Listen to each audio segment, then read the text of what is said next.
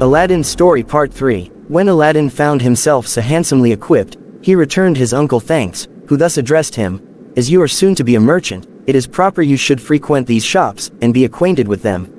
He then showed him the largest and finest mosques, carried him to the khans or inns where the merchants and travelers lodged, and afterward to the Sultan's palace, where he had free access, and at last brought him to his own khan, where, meeting with some merchants he had become acquainted with since his arrival, he gave them a treat, to make them and his pretended nephew acquainted.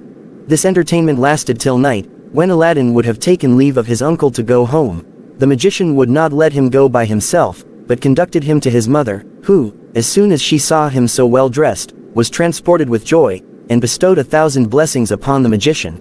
Early the next morning, the magician called again for Aladdin, and said he would take him to spend that day in the country, and on the next he would purchase the shop. He then led him out at one of the gates of the city, to some magnificent palaces, to each of which belonged beautiful gardens, into which anybody might enter. At every building he came to, he asked Aladdin if he did not think it fine, and the youth was ready to answer, when any one presented itself, crying out, "Here is a finer house, uncle, than any we have yet seen."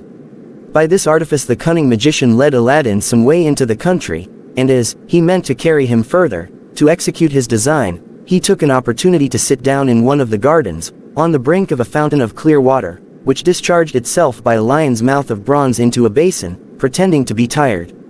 "Come, nephew," said he, "you must be weary, as well as I. Let us rest ourselves, and we shall be better able to pursue our walk." The magician next pulled from his girdle a handkerchief with cakes and fruit, and during this short repast he exhorted his nephew to leave off bad company, and to seek that of wise and prudent men, to improve by their conversation, "For," said he, "you will soon be at man's estate, and you cannot too early begin to imitate their example."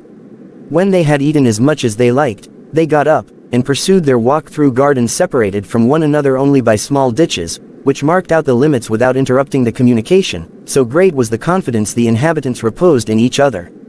By this means the African magician drew Aladdin insensibly beyond the gardens, and crossed the country till they nearly reached the mountains.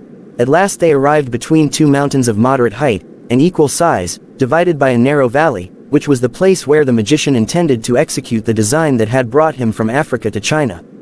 "We will go no further now," said he to Aladdin. "I will show you here some extraordinary things, which, when you have seen, you will thank me for. But while I strike a light, gather up all the loose dry sticks you can see, to kindle a fire with." Aladdin found so many dried sticks that he soon collected a great heap. The magician presently set them on fire, and when they were in a blaze, threw in some incense, pronouncing several magical words which Aladdin did not understand. He had scarcely done so when the earth opened just before the magician, and discovered a stone with a brass ring fixed in it. Aladdin was so frightened that he would have run away, but the magician caught hold of him, and gave him such a box on the ear that he knocked him down.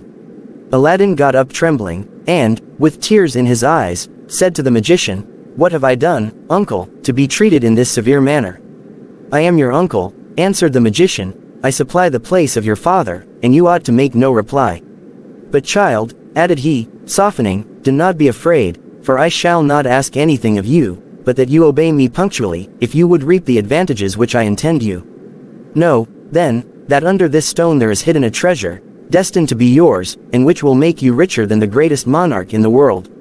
No person but yourself is permitted to lift this stone, or enter the cave, so you must punctually execute what I may command, for it is a matter of great consequence both to you and me."